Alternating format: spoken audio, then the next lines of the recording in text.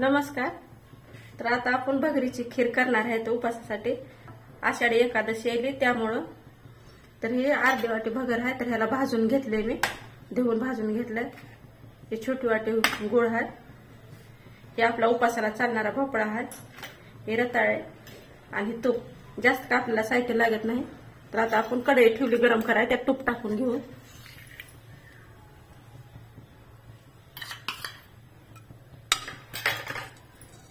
कारण का ते गोड खीर असल्यामुळे तूप टाकूनच करायचे. ते उपासाला करायला पण मिलायची ती काय वापरत नाही.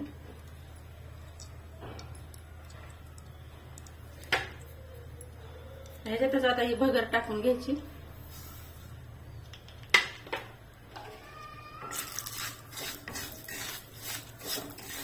छान असं भगरीला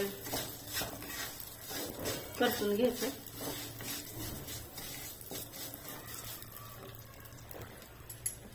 पाणी वाटून घ्यायचं. पाणी गरम करायला ठेवलं होतं.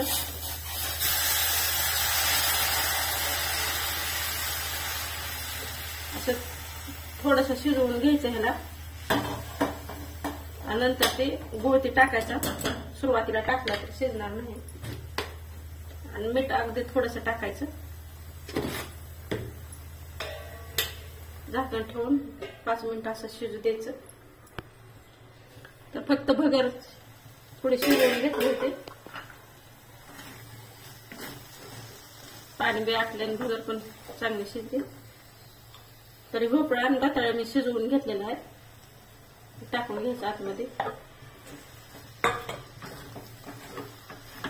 चव लागते खायला. छान असं मिक्स करून घ्यायचं. नंतर जे गुळ आहे ते गुळ टाकून घ्यायचा.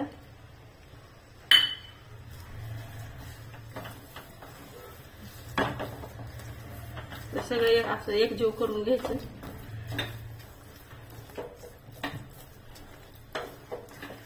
गुळामुळे पाणी सुटते.